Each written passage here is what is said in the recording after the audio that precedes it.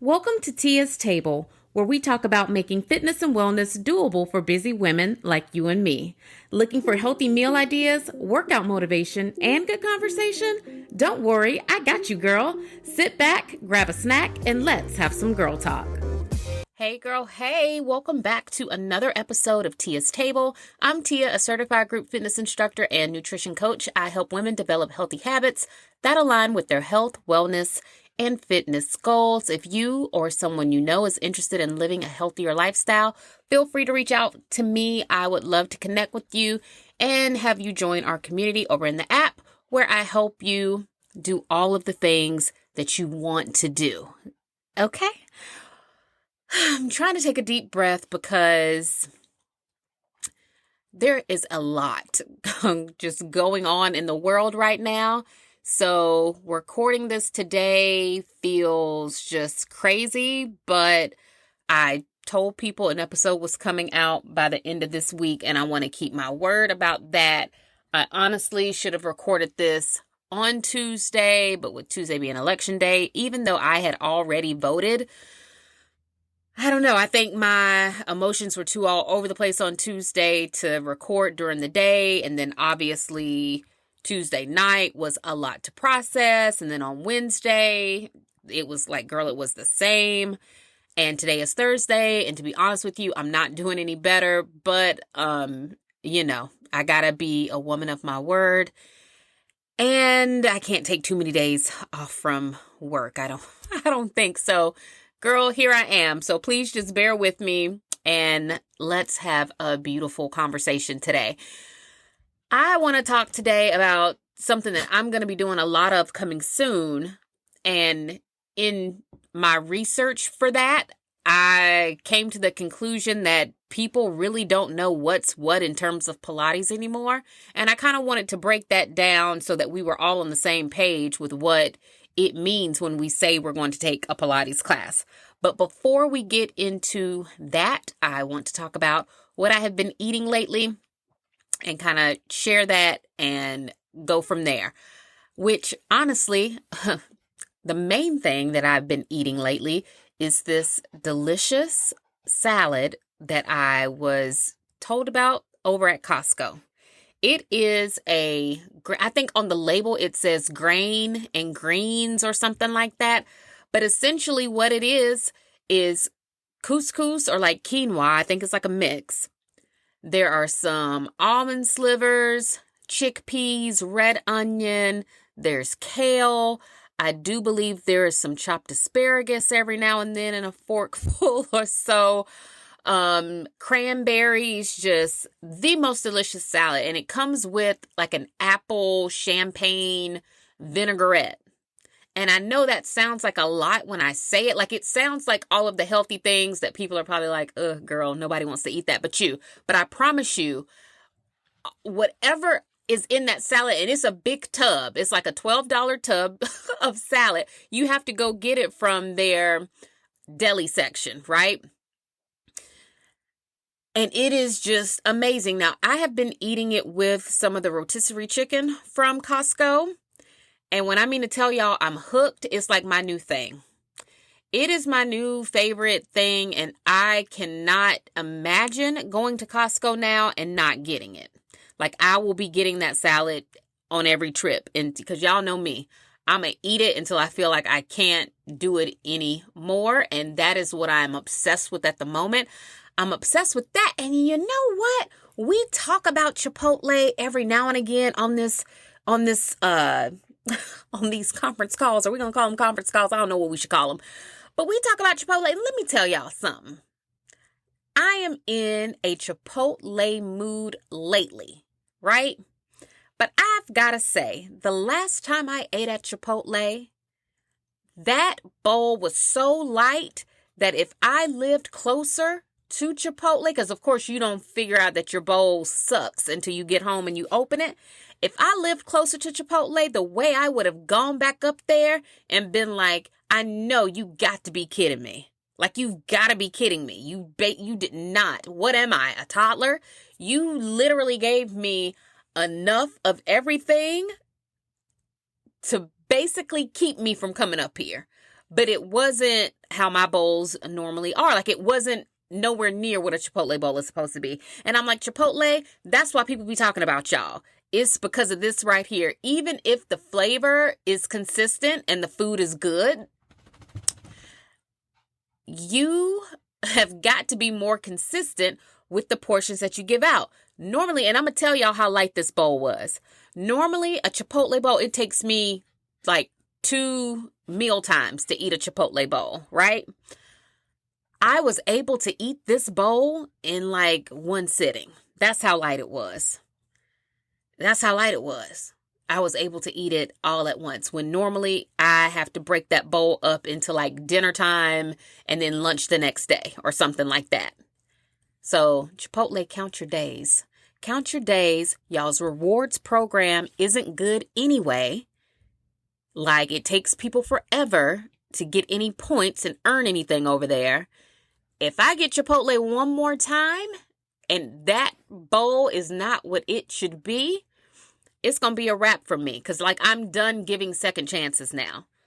I'm done. You only got to fool me once from here on out, and, like, it's going to be a wrap. So I'm really in the mood for Chipotle. And I know people say, like, oh, you can make your own Chipotle bowl at home. And it's like, girl, do you know how many things you have to make to do that? You got to make the rice. You got to make the beans. And yes, there are quick ways to do that. A little microwave here, a microwave there. Cook certain things on top of the stove. But it's like, no, if I want that to me is stovetop, and I want it to be good, like Chipotle, that to me is stovetop all the way. And that's why I get it from Chipotle, because I don't want to make 100 million different things and then put it in a bowl. But, whatever. So, Chipotle. Then I got a pasta attachment at Kroger. So I tell people all the time, I shop the clearance rack at Kroger all the time. Like, every time I'm in the store, I check the clearance rack, because you never know what's going to be back there. On my most recent trip to the grocery store, that veggie chopper thing that's really popular online, where you can make salads and you just like put the ingredients up there, you push the top down and it chops everything for you and it falls into the bucket. They had those for $5 the last time I went to Kroger, right? They also had Ninja cookware, like pans and skillets, for $7 on clearance. But the visit before this, or a few visits before this, and I shared this on Instagram already, I was minding my own business, scanning the clearance section. And to be honest with you, this particular day, nothing was jumping out at me. I really didn't see anything worth buying. Not even kidding you. As I'm walking away, I noticed that there's a box kind of laying flat on its side. So, me being me and the shopper that I am, I'm going to pick the box up and I'm going to see, see what's in this box. When I saw that it was the pasta attachment to the KitchenAid stand mixer, the next thing I said was, oh my gosh, is this really on clearance? When I saw that reduced price sticker on the bottom of that box and it says $60, I put that box in my cart so quick. I almost did a happy dance. I almost did a praise twerk right there in the clearance section at Kroger, because I have wanted one of those for years. If you remember, I shared a long time ago on the podcast that my parents got me the KitchenAid stand mixer back when I wanted to get like really deep into my baking bag. So they bought me one as a birthday gift maybe, or maybe a gift just because, I can't remember. But I know, like, I remember telling my mom, like, oh my gosh, I'm going to learn how to bake. Like, I got to master that, because I feel like that's something that I really want to do and like learn, yada, yada, yada. The next thing I know, I have a KitchenAid stand mixer. My mom is definitely one of one. One of one. So I had been studying baking, and I shared that like on Instagram too. But I wanted to see what all my KitchenAid stand mixer can do. And when I learned about the attachments and how to use them, I also learned about how much they cost. And I'm like, ooh, girl, like these attachments are like $200 a piece. So, you'll have to get one when you get one. And to be honest with you, it was never high on my priority list of things to get when I felt like spending $200. I'm going to just keep it real with y'all. So when I see this one and it's $60, I said, oh, we're making pasta today. we're making pasta today. I'm buying this. This is going in my cart. And then for the rest of that shopping trip, as I was like buying things, I kept like looking back in my cart to make sure nobody took my pasta attachment out, because I'm like, no, I don't want anybody else to see this and see how great of a deal it is and take it. Because, this is Atlanta. I don't want that to happen. I don't want that to happen. So when I got the pasta attachment home, I told myself, I said, you know what? I'm not even going to make pasta today, because that seems to be like crazy, because it was already late in the day. But then, as things tend to go, the more I told myself not to do it, next thing I knew, I'm cleaning off the counter and we are making pasta. And for my first attempt at pasta making, that pasta was not bad. Like, I totally get where Nara Smith is coming from now. Because number one, it wasn't hard. Number two, it's very few ingredients. Number three, the pasta was good.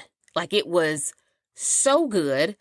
And four, I'm like, yeah, if you do this, like if you make the dough early enough in the day or whatever, and it has time to rest, I could see where you could potentially have fresh pasta every single time you wanted to sit down and have it, because it really wasn't like time consuming to do. So love that for me and the fam. I will be getting deeper and deeper into pasta making, I think, over this holiday season, and as we go into 2025, is really one of the things that I would like to master next year. I'm going to make it one of my New Year's goals to continue to study pasta making. So stay tuned for that, and we'll go on that journey together. But I have been at least attempting to make all of the pasta.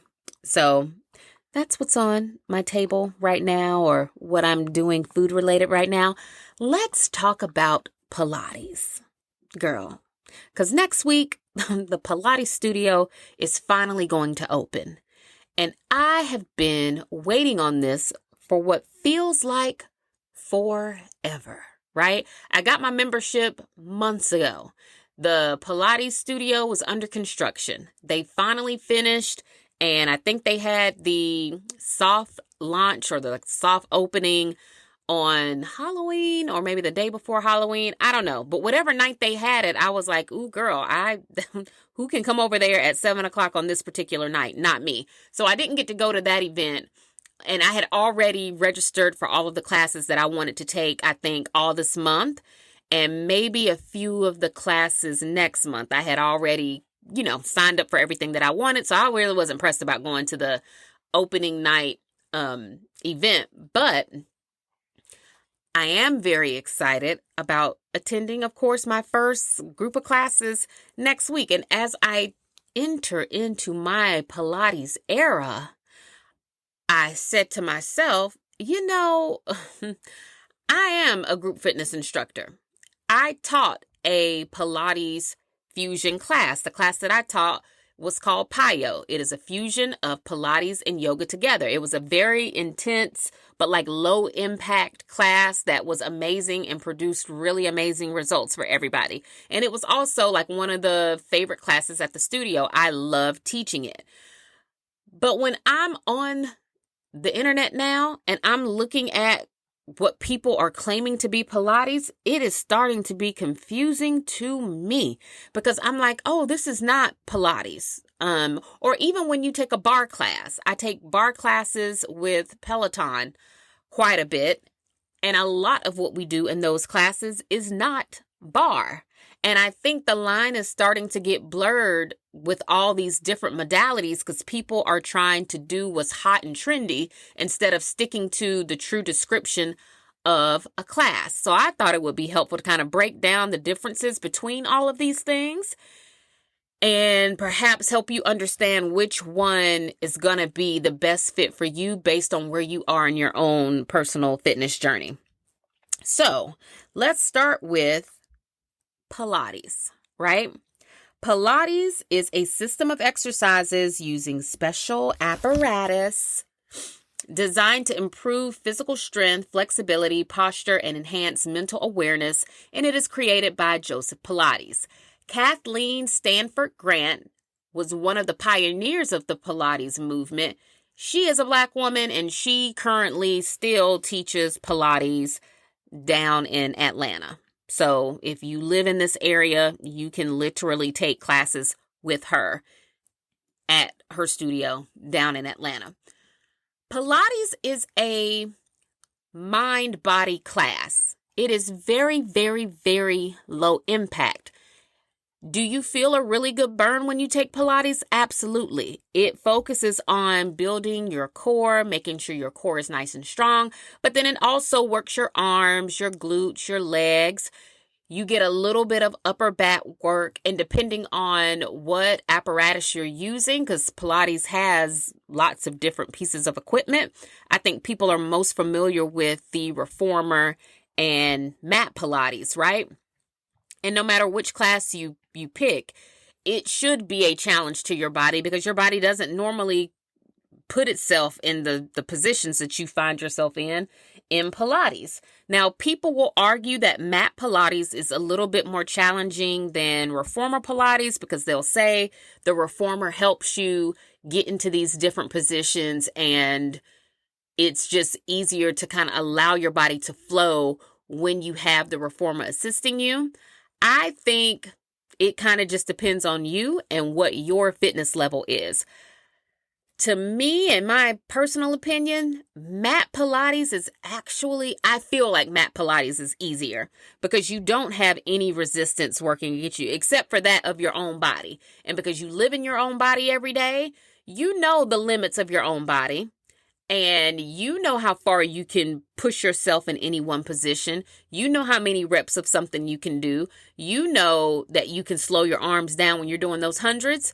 You know you can slow them down or you can speed them up. You know how to make it more difficult or challenging for you when you're doing those leg raises. You know exactly which point in the leg raise is going to take you over to the, oh my gosh, this is hard side of things. And sometimes I feel like in mat Pilates, we are our own worst enemies because we don't allow ourselves to push to that point of like trembling and shaking, which in all honesty, when you're in a class like Pilates or bar, you want to have your form so good that it does cause that shaky burn, right?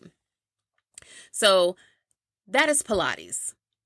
Bar is a full body exercise that combines ballet-inspired movements with strength training, flexibility, and core conditioning. So, like Pilates, bar does aim to train your core, but it is a more full body experience. Bar does have some cardio element to it, and it is supposed to be a dance-inspired workout. Now, what you will find when you go to most bar classes is that you don't do that much dance. You might get into first position, second position, whatever. Like they might call out a few ballet terms while you're in there. But for the most part, y'all, it is not bar. Like it's not. What they are doing is like a wee bit of bar. And then everything else is kind of like functional strength training. Or it's like Pilates adjacent. Or it is the ever so popular, what is currently trending online, sculpt class. Now, I know people have been seeing what they're calling hot Pilates all over the internet. Hot Pilates is not even Pilates. Now, they might do a couple of Pilates movements, but just because your class has a downward dog in it, it doesn't mean you're doing Pilates and it doesn't mean you're doing yoga. Okay? Sculpt is a full body exercise that combines cardio, strength, yoga, yoga posing in a heated environment, also known as hot Pilates and or hot bar.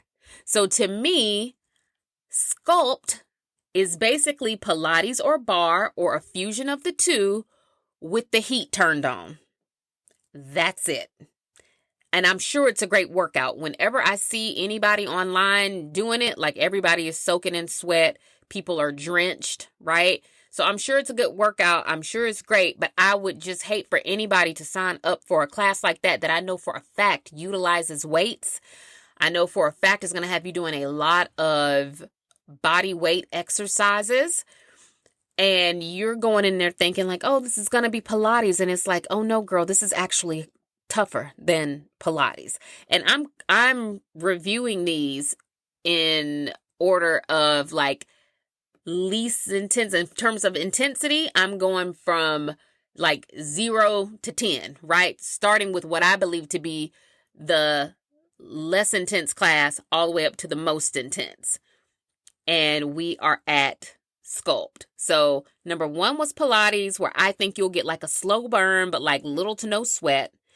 Bar is intense, right? Bar is intense, and you might get like a little mist to a full-on sweat in that class. Sculpt is an intense burn, and you'll be dripping in sweat in a Sculpt class. And then lastly, we have what we call Legree. Now, Legree is an extreme intensity, and you will be soaking in sweat. Legree utilizes strength training along with a reformer that is similar to a Pilates reformer, but it is not Pilates. Legree is what people do when they go to solid core. So it is a step up. Well, in my opinion, it is a few steps up from Pilates. And to me, it would be the most intense class you could take, or like the most difficult. So if you're a person who is at the beginning of their fitness journey, or let's say you are someone who is trying a class like that for the first time, you definitely want to go to like their beginner's class. You do not want to find yourself in a Legree class that isn't the intro class or like a class for beginners. And I would also highly recommend that for Pilates as well. If you've never taken reformer Pilates before, definitely make sure the first class that you take is the intro or like the beginner's course, because in those classes, they'll move a little bit slower. They'll probably offer more modifications, and they'll actually cue the modifications. Whereas in an advanced class, you might find that they will just cue things because they're expecting you to know and like be familiar with your body, how your body feels on the reformer itself. And they're expecting you to be strong enough or agile enough or flexible enough or whatever to do the things that they're calling out with very little support from them. So it's very important that you start off with beginners classes and kind of work your way up through what they have determined to be the flow of their classes. So if you are someone who has seen solid core classes, or you live next to a solid core studio, great workout. I researched all of these before coming up here and calling y'all. Great workout. Just make sure that you start with the intro class. And based on what I saw from the studios that are closest to me, which you know, when you live in the Atlanta metropolitan area, these places not close to me. So when I say closest to me, I don't even really mean that. But you know what I'm saying? The studios that are in Atlanta,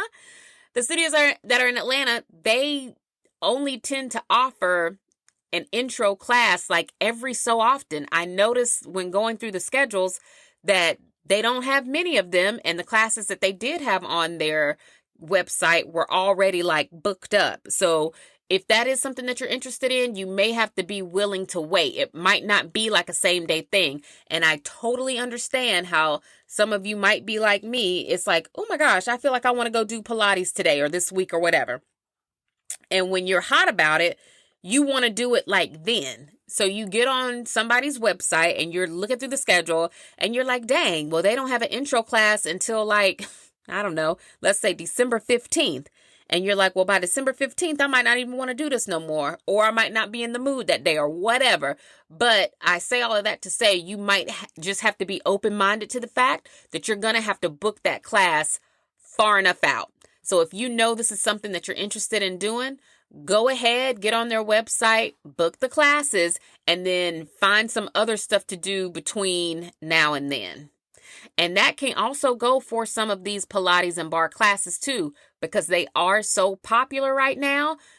Just keep that in mind when you're looking up studios and you're looking at class schedules and all of that. It might be a situation where you got to book classes and then wait for them. Now, another place that I think, I know I haven't seen much about it online, so I'm actually going to like Google it and TikTok it after we get off the phone. But Hot Works is another place that I know offers those heated workouts. They offer heated Pilates and different classes, but I don't know enough about how their whole situation is set up enough to be able to get up here and tell y'all about it. Like, I know based off of the commercials that I've seen, I know the rooms are hot. Well, and the girl that does my lashes, she has been to a Hot Works, and she told me about her experience, and she said the room is hot. You can kind of pick out whatever workout you want, but see, in the commercials, there's always like a group of 3 in that little hot room, and when I see people taking hot sculpt or hot Pilates or whatever they're calling it, the rooms are large, so it wouldn't bother me to be in one of those classes with a lot of people because I feel like the rooms are large. So air can kind of circulate. But even with that, I'm like, because it's a lot of sweat happening in here. And we're all kind of, right next to each other on these mats. And sweat is probably going everywhere. And that kind of grosses me out a little bit. So when I think about Hot Works, I'm like, no, I don't think I want to be in there with 2 other people in this very small room unless they're like my friends or people that I came with. So I don't know enough about the booking of that situation to know if you're getting booked with random strangers or if you only go in there with people you know. Is it a service that you can book where you get to reserve a room all to yourself? Like, I don't know. But I'm going to look up Hot Works, and then the next time we talk, girl, I will have those details for you. But hopefully this helps us kind of break down which one of these is right for you. You got to always consider your fitness level. You got to consider whether you want to start as a beginner, somewhere in the middle, or closer to the advanced level. And then you should also consider your goals. If your goals are to get like super ripped, I would say that solid core Legree style workout is probably a great choice for you because it is going to have a lot of strength training elements to it. If you want to build like a very, which I hate to use the word sculpted, but if you want like a very sculpted tone body that still looks really lean, maybe not too muscular, I think Pilates bar and sculpt can definitely get you there. I have been doing a lot of sculpt at home on my own, and I feel like I can tell a difference. You just keep the weights kind of light to like medium. You're hitting those reps. You're moving very slowly and intentional through all of your movements. And I feel like I've gotten some really good results from sculpt workouts. So just consider your goals and pick whichever modality is going to match up with the goals that you have for yourself. I think that when you go, make sure you pay attention to how the teacher is instructing things. Pay attention to like the vibe of the class in the room, the playlist. Make sure that all of these things are things you like. And as long as you're happy with all of that, you can really get some good results being consistent, going to classes that are like this. I think one of the main things that people look for when they're going to a Pilates studio or like a Pure Barre class, I think people want a really good instructor that knows what they're talking about and that can cue them through different things. I think people want to feel challenged when they're in the workout. And if you ever go to a class like this and you don't feel like it was hard or you don't feel like it was what you were expecting in terms of intensity, that just might mean you need to progress to the next level of classes. It doesn't mean that studio wasn't good or like that instructor wasn't good. It just means that you just might need a different class that's offered on their schedule. And I think once people figure out which classes are really working for them, which classes push them, but the class, is something that they enjoy too, that is a very nice sweet spot, and it'll help you stay in your Pilates girl era a lot long. Like, it's really Pilates season for me. And I almost considered, I really did. But see, and this is how I know I'm growing up. I know I'm growing up because I said to myself, like, ooh, my Pilates classes start next week. I should get on Amazon and order myself some more like cute little matching two-piece little workout outfits, right? But then I said to myself, girl, no, for so many reasons. One, because I have workout clothes. Two, because before I buy more, I really should get rid of some more stuff. And I still don't know what the hang up is about getting rid of clothes. Like I really don't know what that's about, but I almost wanted to buy myself like a little Pilates wardrobe because my goal is to go to classes at least twice a week. And I felt like for whatever reason, like, oh, you should treat yourself to some new stuff so that every time you go to class, you feel really cute and all of that. But then I also had to tell myself like, girl, no, you got 3 kids. You do not need another pair of leggings and you don't need another sports bra. Like, chill out. So that is all about Pilates versus bar versus sculpt versus solid core. And for the workout report, that's basically what it is. I'm still walking.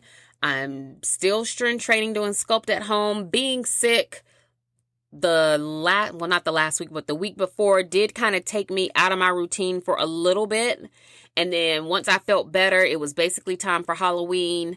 And so then I've been busy with that. I had to volunteer at my child's school today for career day, teaching about nutrition.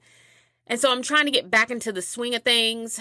And I also recognize now more than ever that it's really the food for me.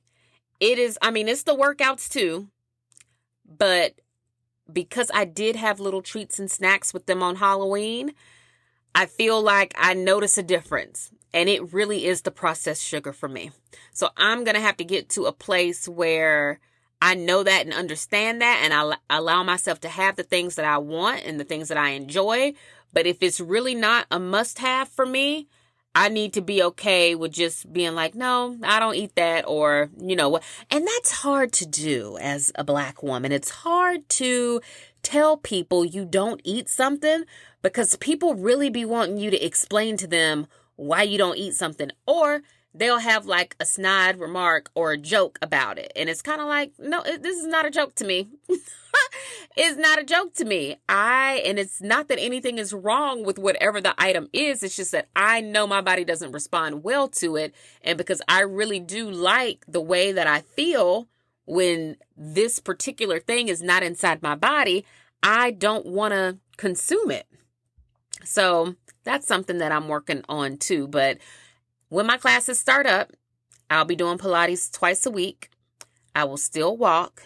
And on the days that I'm not doing Pilates, I will still be strength training at home. I know I keep saying that I'm going to make my way back to the gym, but I don't know. I just feel like I've been doing perfectly fine at home. So why mess up a good thing? Why mess up a good thing? And what I would love to do is just spend November doing the routine that I just said so that I'll see what that's like. And in December, I'll look at those results, and that'll give me a true indication on whether or not the gym is absolutely necessary. Because I feel like right now it's just not extremely necessary to like what I'm doing. So we'll see. We'll see. Okay. So for some of the random things we've got to discuss here, okay? I have been watching 3 Women. It is on Stars. 3 Women is a show that follows Shailene Woodley, which on this show, her name is Gia, and she's a writer. She's writing about these 3 women who all have very different lives, right? The first woman is a lady named Sloan, and she's played by DeWanda Wise. Sloan is like a caterer, party event planner, entrepreneur, and she's married to Blair Underwood, whose name on this show I don't know, but we all know him as Blair Underwood, so we're going to call him Blair Underwood. They make a beautiful couple on this show. Now, on this show, they are a fascinating married couple. And if you are listening to this and you have children in and around you, Well, not girl, if you're pregnant with a child, they can't hear me. But if you've got kids like with you in the car, like just in your room, put on headphones, or girl, just put me on hold and call me back later. But they are in a relationship where they really enjoy watching each other with other people, right? Which is fascinating to me, but I'm like, okay, all right, I suppose so. And it seems as if their relationship dynamic is very much so based on Sloan, though. Like, it's almost like he's only participating in any of this stuff because I guess he loves her so much and he wants her to be happy. And she has this desire or this hunger to like be with other people. And he allows her to do that because that is how much he loves and wants to be with her. Fascinating to me. Fascinating to me. And I don't want to give up too much of what happens in the show, but that is the gist of their relationship, okay? The next woman that she writes about is a homemaker named Lena. Now, Lena is in a marriage, a long-term marriage, with a guy who, for whatever reason, just stopped showing any interest in Lena. Just stop. And so then Lena joins this support group of married women who basically get together and they share like their feelings and what they're doing to kind of cope with the fact that they feel like they're in these dead-end marriages, right? Lena somehow, and I can't remember right now how she comes into contact with her high school boyfriend. Did he write her on social media or like text her or something? I don't know. But she somehow reconnects with her high school boyfriend. And because she is in what she feels to be like a loveless marriage, she ends up hooking up with the high school boyfriend. And then they start a full-on affair. Like it is a full-blown affair. And she separates from her husband.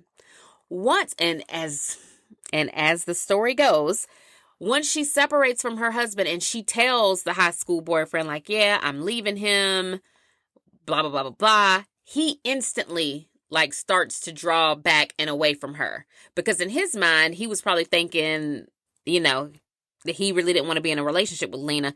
He just wanted that old thing back. Lena, I think, was probably hoping that it would be something more, but you could also tell she was open to the idea of it not being anything, right? Lena, and Gia, because Gia is like the mediator for this group of women, right? They become really good friends until they end up exchanging words and not being friends anymore. Lena ends up at the end of this whole thing pretty much kind of like by herself, but I think on the other side of things where she feels really empowered to like make changes in her life. I hope you guys watch the show because I'm trying to talk about it without giving everything away. And then the last woman that she writes about is a woman named Maggie. Maggie is a high school student who is sleeping with her English teacher. And the way the show tells it, and apparently this part is a true story, like Maggie's story is supposed to be a true story. The way the show portrays it is like, oh my gosh, the teacher and Maggie would like text each other, sneak off, be with each other. They would be hooking up at school. Like it was a lot. He was definitely a child predator, right? But of course, Maggie, being 16, does not know this. And I think what made Maggie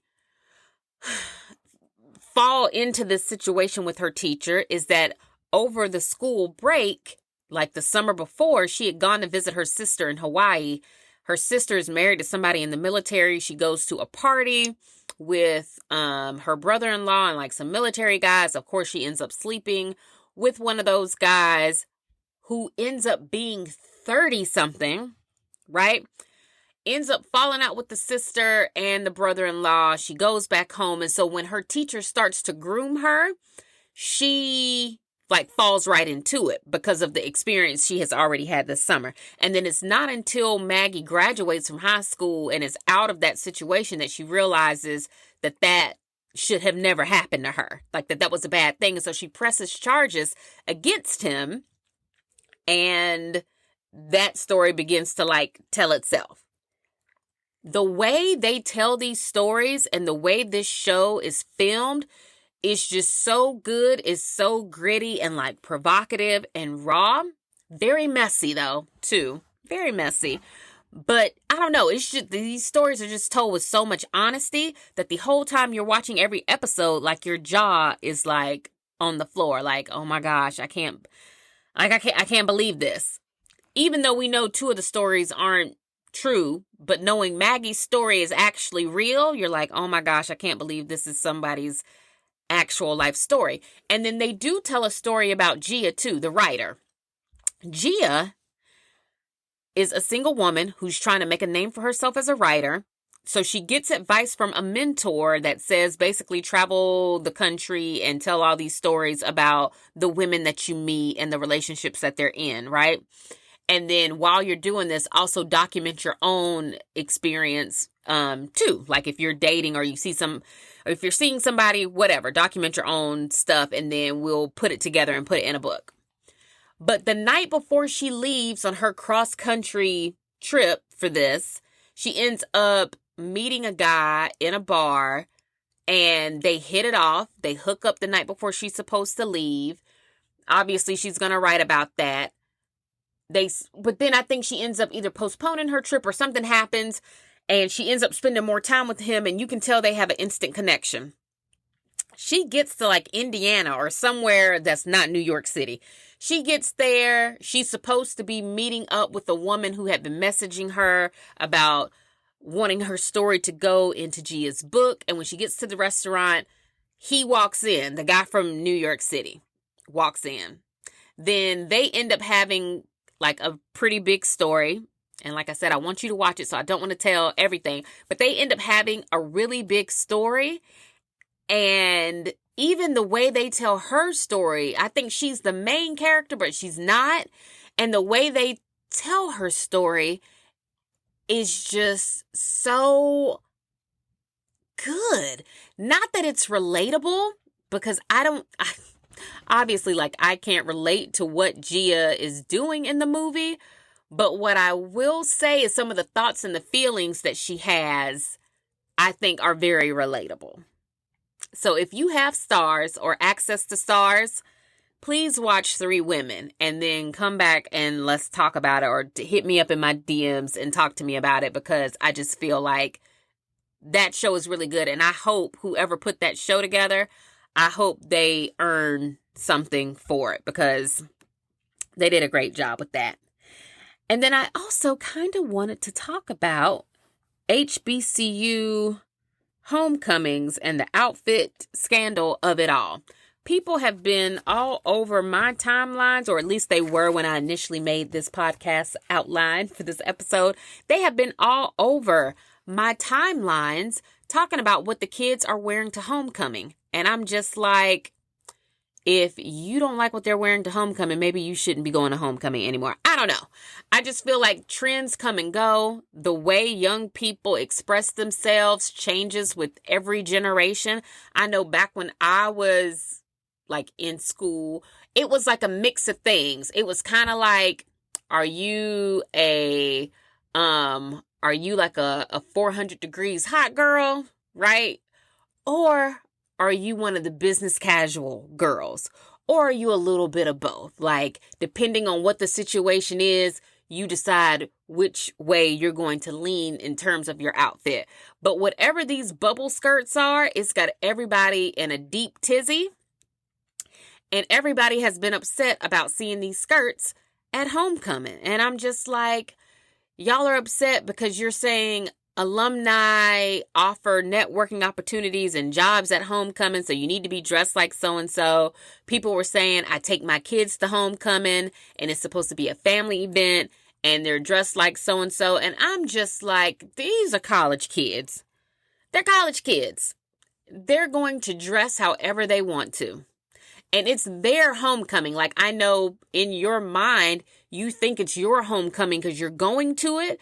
But when you're not an actively enrolled student, like, this is not your 4 years of college anymore, right? And to me, the people who are actually experiencing this in real time for the first time, this is their homecoming. And when you go back to school for homecoming, you're a guest, right?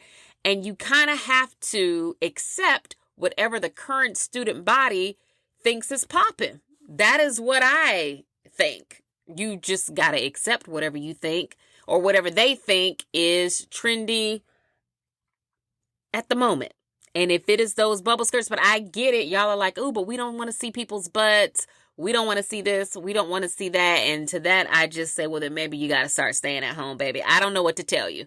I don't know what to tell you, but I felt like some of that I was seeing online was a little uncalled for. Maybe because I'm like, just let those children be great. Like, let them be great. And if you wasn't out there trying to hire nobody, don't even bring the whole, you can make connections, you can network with people. If it wasn't a networking event, and I know what y'all are trying to say, that homecoming in general falls, it's like, it's a huge umbrella. Like, homecoming is a big umbrella, and then underneath the umbrella are all these different opportunities or like social out, and we get that. We've all been to homecoming. Now, I went to a PWI, but within the PWI, there's always a Black student body. And that Black student body tries its best to give the Black students a real, quote unquote, homecoming experience. It's nothing like the experience at a HBCU, because I have been to several HBCU homecomings, and the two are not the same. So let's start there. So I can imagine that at an HBCU, you might just see way more people. Therefore, the opportunities are probably great. You might run into somebody, or somebody might introduce you to somebody, or whatever. And I get it. You could probably get an intern or a first job or a contact or what have you. And people are saying, but if you get introduced to somebody and you're dressed like so-and-so, like, that's not going to be good. You're probably not going to get the job, or you're not going to get the opportunity because of how you're dressed. And I'm like, yes, but at some point, y'all just got to let these kids be kids. You got to let them be kids. You got to let them party, because they're in a certain space of their life and in time where if you're going to be a little bit ratchet and have the time of your life unapologetically with no fear, that is their time. They're in that time right now. But y'all want them to be thinking about, but somebody can give me a job. And it's kind of like, don't they have the rest of their lives to think about getting a job? And also, how has that worked out for the rest of us being adults and being grown and having to think about my job and getting hired? And do I need to go back to school? And like, truly, how has that served any of us? I feel like I feel like if most people could rewind time and go back to college, you probably would, because let's keep it all the way real. College is like that perfect time in your life where you're not living with your parents, but you're not really an adult. You just so happen to have money to go do random things, go on these random adventures, participate in all of the shenanigans while also still being responsible. And it goes by so fast. So I'm like, let those kids just be kids. Let them have so much fun. And let's try not to be like the generation before us and be trying to police every single last thing. Every single last thing. And then lastly, before I go, and we'll probably talk about this a little bit more if you have my other number, but I did want to touch on the election just ever so quickly before we hang up, girl. Because I know I'm having a hard time just absorbing everything. I'm having a hard time just coming to grips with it all. I think when you do have so much hope for something, and then, I mean, I won't speak for everybody, but I know for me, I just really thought it was a sure thing. And maybe that was a mistake on my behalf because I thought everybody could clearly see what I saw. And I thought everybody was voting that way. I think that I'm in a state of angry shock because I'm like, how did this happen? How is it not so? Like, what did we miss? And at the sake of not working up a mad, because I really don't want to, and I also don't want to cry on this podcast, I will just say that of all of the emotions that I have felt over the last couple of days, the one that I'm going to choose to focus on the most, well, I'm not going to lie. I'm going to focus on two. One is the fact that I am mad. I'm mad. But the other side of that I'm choosing to focus on, I saw a young woman on TikTok put this together so eloquently, and it really did help me shift my thinking and change my perspective on what I thought before. And it is that I really am proud to have been in the 92%. I love being a 92%er. I really do. I love the fact that Black women came together. We put our money where our mouth was. We pushed all her stuff out on social media. People donated their time. People really amplified their voices. People held Kamala Harris up in the highest of light. And I'm just so proud of her. Proud of her because she gave the world an opportunity to see what a happy Black woman looked like, what a happy, successful Black woman looked like. And unbeknownst to me, I don't think people had seen that before. I think people were only used to that tired, angry Black woman stereotype, right? I think people were only ever thinking that we were all like that. I think RBF is a real thing, which is resting bitch face. I think that's a real thing. And so what if a lot of us have it? But that doesn't mean that we are women that don't have joy or happiness in our lives. It's just, if I'm at work, why do you think I'm going to be in here why do you think I'm going to be in here overjoyed? Like, girl, this is work. I came here to do a job. And for whatever reason, what bothers me the most about her campaign is the fact that people would say things like, she's always smiling. She's always laughing. She always looks so happy. And I'm like, well, what's wrong with that? Maybe she is. Because from what it looks like, as we know her life story to be, she has a lot to be happy about. She has a lot to be at peace about in terms of how her life has gone. She's married to what appears to be like the love of her life. She has had a successful career. She's very active in like her niece's lives, and she mentors women, and she probably just has a peace about herself that allows her to be so content that it radiates as joy. And I don't see what the problem with that is. And the fact that people use that against her really bothers me, because it lets me know that people are not used to seeing real happiness and true, authentic, genuine joy from Black women. It's almost like we've been put into a box where it's like they're either, upset or mad about something, or I don't know, girl, check another box for an emotion. But they're just not used to seeing us in a way that is positive. So what I'm taking from that is, we should be showing up more often in whatever our true emotions are. So if that's mad and angry, girl, be mad and angry. If that is, so happy that like you literally cannot stand yourself, then girl, show up so full of joy that it is intoxicating to the people around you. because now we understand that whether you're angry or your joy runneth over, like, girl, it makes no, never mind. Like, it truly is not going to make a difference in the eyes of people. So be who you want to be and do what you want to do. Be who you want to be and do what you want to do, because it truly doesn't make a difference one way or the other with how the world is going to view us anyway.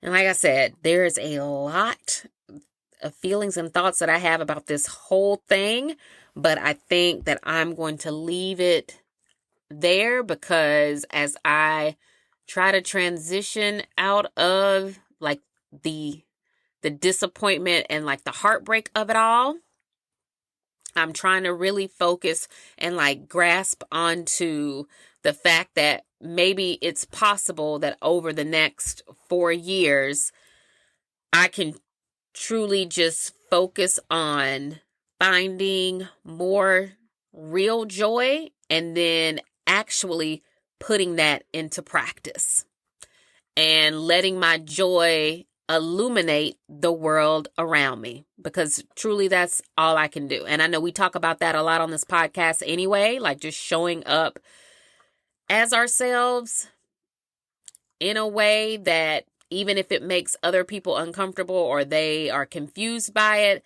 at least quite possibly what that will do is start making our joy the norm and no longer the exception. And that is my hope for all of us over the next 4 years, that we can start changing the narrative that like, oh no, I think people are going to expect us to be like enraged and sad and like heartbroken over all of this. And like, sure, we probably will be until we're not.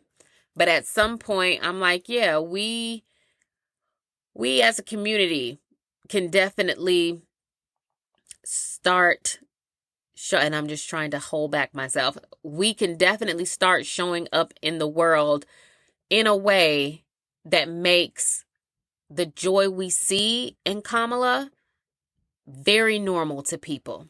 So moving forward, they can never use that as a reason to disqualify you for anything, because how can that even be a real thing to begin with? But it just lets me know that like, oh yeah, no, they just weren't used to seeing it. I don't know what they expected her to be. And like I said, I don't even want to go into all of that, because we already know either what they expected or it didn't even matter.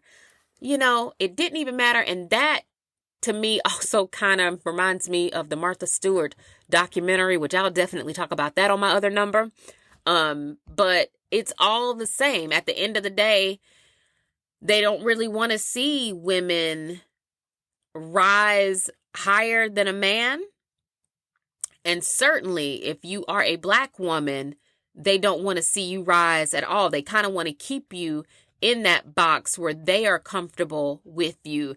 And most oftentimes than not, that box is where they feel like they're stifling you, which if they believe you to be stifled, then they also believe you to be unhappy, right? And that's just not the case. Like, that's just not the case. We are not that. True, some of us have, well, everybody has bad days. Everybody has bad moments. And some of us just don't play, like especially at work. Like, I'm not here to play with y'all. I'm here to do my job, earn my money, and go home. And that's perfectly okay. And some of us are literal joy on a silver platter, like Kamala Harris is. Just imminent, perfect joy that radiates out of her. And even then, that wasn't enough to make some people feel like she was qualified to run this country. But what I do know is that I have grandmothers, I have aunts, I have my mom, I am a mother, I have a daughter, and I have friends from like 30 years of age all the way up. And out of all of the women that I know, especially like the ones in my telephone, out of all of the women that I know, Not that we have the same qualifications as Kamala Harris, because girl, we haven't had her resume is not something that we can copy and paste, right? So I'm not saying that. But what I am saying is that the way that I see Black women move and the things that I see them do and like the motion that they have, yeah, I would feel comfortable saying that she's probably not even the only Black woman I know that could have that job. She's probably the best candidate number one for sure. But she's probably not even the only Black woman I know that could have that job and do a stellar job at it. And I'm going to try not to cry. And I think that's what breaks my heart, is that Kamala Harris she's not an exception to me. Like, I know women like her. Like, I know women that are smart. I know women that are progressive thinkers. I know women that are great organizers. I know women who know how to get things done. I know women that are great speakers. I know women that are highly intelligent. I know women that can walk into a room and own it. I know women who are able to get someone on the opposite side of a situation to at least meet them in the middle. Like, I know negotiators. So she was not an exception to me. I feel like I've known a million Kamala Harrises. And I think that is the heartbreaking part of it, is one of the heartbreaking parts of it, is that enough people thought she was an anomaly. Like, they thought she was just this weird kind of woman that they had never come across before, even though she's been in politics for a very long time. I guess it wasn't until she decided to run for president that, of course, they zeroed in on her and start picking her apart. But I'm like, yeah, to be a Black woman is to know that there are a million Kamala Harrises. But also to be a Black woman is to know that you can be a Kamala Harris and it just won't matter. It just won't be enough. So, I don't know. I hope everybody takes their time and works and processes through all of their emotions and kind of just eases their way into a mindset shift, as we all will eventually. I wish us all the best over this next 4 years. Girl, take your rest. Just know that at least until 2028, it is above us now. Like, we tried to show y'all the light. We gave you the best of the best to ever do it. And you chose something else. And so now, like, boo, let the chips fall where they may. Because fool me one time, shame on you. Fool me 2 times, shame on me. And that's why I said from here on out, I'm only doing crazy stuff 1 time. So this time right here, when craziness starts to ensue, it is above me, and get someone else to do that. Because I can't. I'm going to be somewhere emanating joy like Vice President Harris would want me to do. But she did also tell us to, like, roll up our sleeves. And I'm going to have to tell the good sis, I'm not there yet. I'm not in a place where I'm planning on rolling up my sleeves. I think I'm in a place where this is the origin story of my villain era, right? And I feel like I'm truly about to be deep into my bag that is full of myself. And I'm going to just go from there. Unless one of my fellow 92%ers, unless one of y'all needs something, you need help with something, you need some donations for something, then girl, I got you. But if it's not from a 92%er, girl, that ain't got nothing to do with me. That ain't none of my business. And I plan on only doing the things over these next few years that are only my business, or the business of those that live in this house. So, we'll all get through this eventually in time. But for now, just know that you are not alone in your feelings. And I feel like she cracked the ceiling, and somewhere somebody has a daughter that's going to come after her. And when that young woman runs for president, we'll have more time, because you got to also remember, we didn't have that much time to kind of organize and pull it together. And like the girl on TikTok pointed out, even in our short amount of time, we really did make a lot of moves. We were just behind the curve with a couple things. But the next time, though, since the ceiling has already been cracked a little bit more, we'll have a full campaign season to work with, and they will not be able to stop us, because look at what we did in just a couple months. So, job well done, 92%ers. Job well done. Well, that's it for this episode of Tia's Table. Thank you for joining me. When you're out, compliment a woman, say something nice to her, make her day. Don't compete, don't compare, don't complain. What God has for you is for you, and never knock another woman's hustle. I love you, girl. Bye.